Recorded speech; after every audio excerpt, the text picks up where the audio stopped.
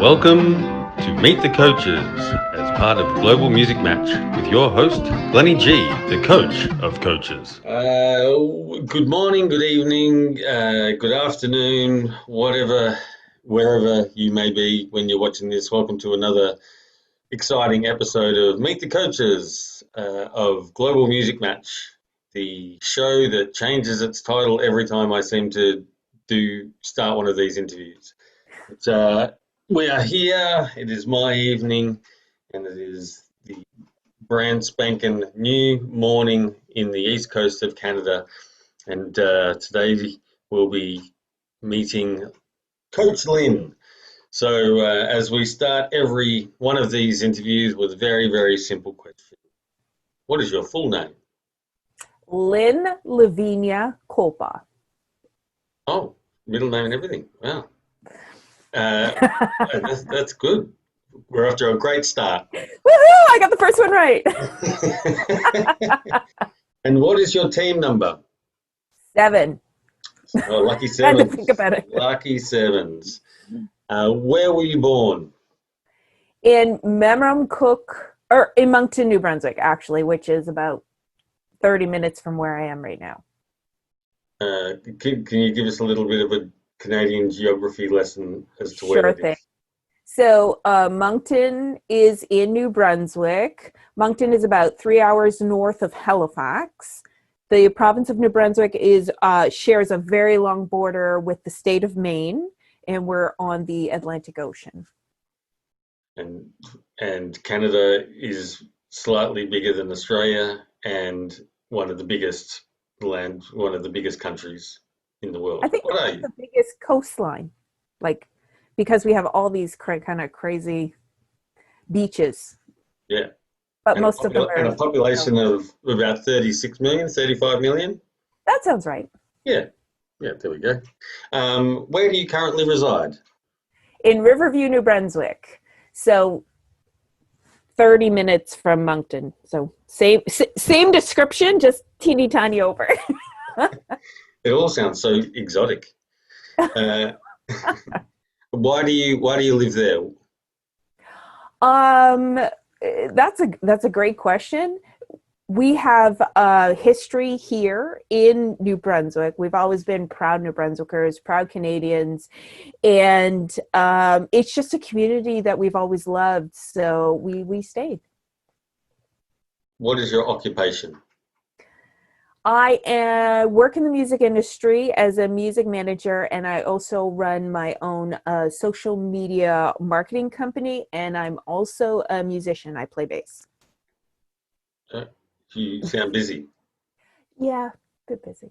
You wouldn't have had to, you've got kind of a bunch of things that would mean that during this pandemic time you haven't needed to necessarily pivot. You've just moved.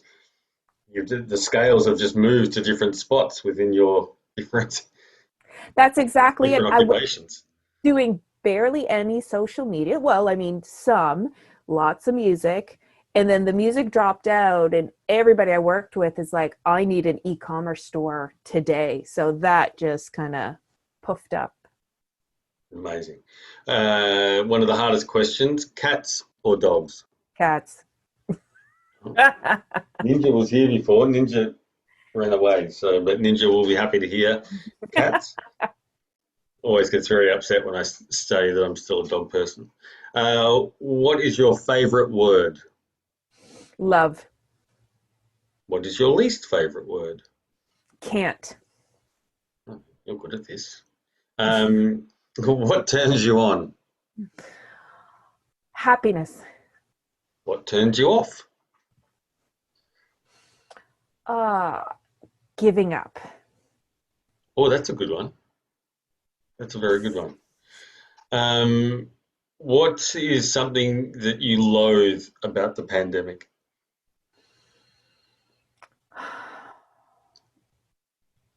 That I loathe is it's going to be a bit big, is that entire industries like the music industry are being forgotten. So it's like, whether it's sports or live entertainment or ballet or artists or whatever. It's just they're kind of just left to figure it out, and it's not possible. We need so much more than just you guys figure it out. It needs to be some kind of collective understanding that as a community we need to keep the arts alive, that they can't do it on their own. There's a bit, what was that old Winston Churchill saying that was, we've got to, it was during the Second World War, I guess, and one of his defence ministers said to him, we need to cut the arts and we need to spend more money on defence. And Winston Churchill said to him, if we do that, what are we fighting for?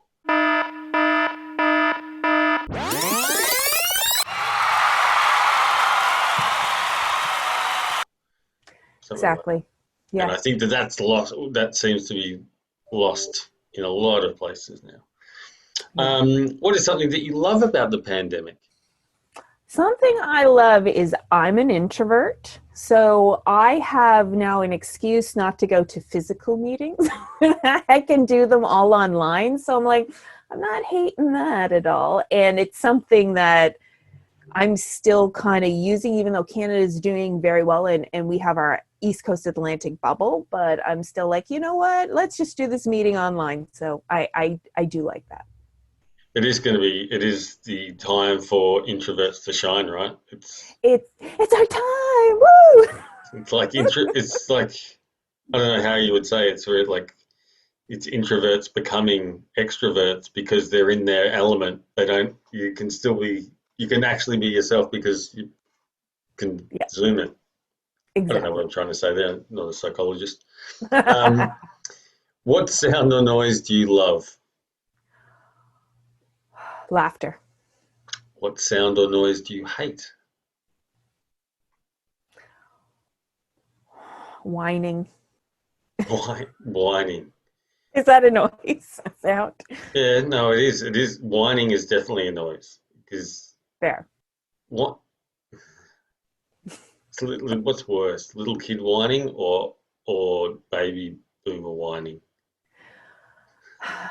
A little kid whining I get because they're trying to figure out how to communicate. I say to my daughter all the time if she happens to be whining, I'm like, I just can't understand what you're saying. You're speaking in whine. I don't know, to try and like snap her out of it. When it's an adult, I'm like, you got to move past it. So I would say adults is more annoying. Adult whining. Me too. Little kids can sometimes be really cute when they're whining. Yeah. What profession other than your own would you like to attempt? And you've got 3. So out of the 3 professions that you're currently doing, what else would you like to add to that? I would love to be a computer programmer. I like to really get into computer programming because I love that. I love the logic of do this, then this happens, then that happens. And I get to touch on it a tiny bit, but I would love to build my own programs or build games or something like that. Wow. What would you not like to do?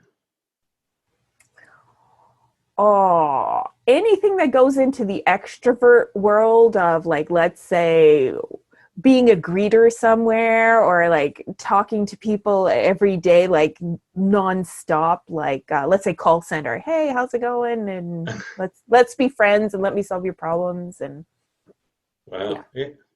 I think call center is a good one. What have you been listening to lately?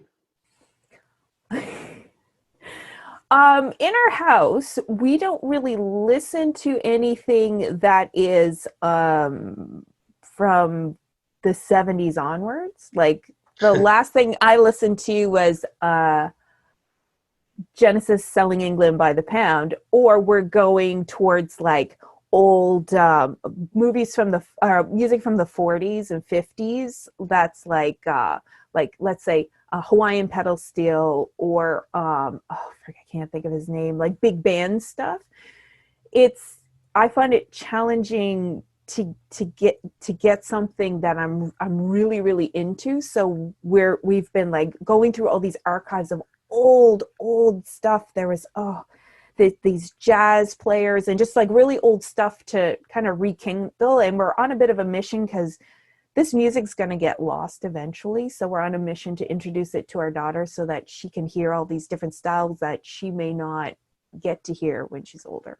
So what? So is it like Count Basie and Glenn Miller and Cab Calloway and all that kind of stuff? Yeah. And there was that Big Dave. I just can't remember his name. Oh, he was Big Dave, he's a fantastic. car salesman here, Oh. and But he's all this great stuff also a that is plumber. but yeah, this kind of lost there's somebody yesterday that my husband just pulled on, and it sounded like Los Lobos. It was Michael. Just sounded exactly like Los Lobos. Just randomly showed up on Spotify, and it was like, oh my god, I've never heard of this guy, and this album is fantastic, and it's from the '70s, and it's just like it's super exciting to kind of find that stuff. These Oh, lost albums. I was going to ask, are you listening to this on vinyl or on the streaming services? Spotify to, and then once you start on these like old lost albums, then it just keeps recommending artists that are like just released maybe 2 albums, and the label just didn't push it, so they're full amazing albums that nobody will ever hear. And how are you enjoying Global Music Match? I love it. I love it. It's really opened my eyes for like being a coach. Yeah, it's a different perspective, but it's opened my eyes to how much having the artist engage with their audience makes a huge difference. And I'm seeing these artists who are like, well, I don't really pay attention to my Twitter account too much, and then starting to post and seeing that engagement and then seeing how creative they are. Really, we gave them, when you guys put the ideas together, just a few guidelines, and oh my gosh, they've come up with these amazing like permutations and combinations of things to do that it inspires me. And I think that's really cool because I'm like, what, you guys did this week? This is awesome. So yeah, that's something I really, really love. How good. It is actually quite amazing to watch the evolution go well beyond, I think, anything that we thought that would happen. So Definitely. it's great. It's like it's its own breathing entity now. The last question: if heaven exists, what would you like to hear God say as you arrive at the pearly gates? You did all right. That to me Good one. would be thumbs up. Nice, nice one. Well, you're doing all right, and more than all right as a coach, as part of Lucky Sevens. Um, so thank you for your time and your energy, and that has been your interview as part of the smash hit series Global Music Match. Meet the Coaches. Thank you. Stay tuned for the next episode coming to your WhatsApp feed sometime in the next 24 hours.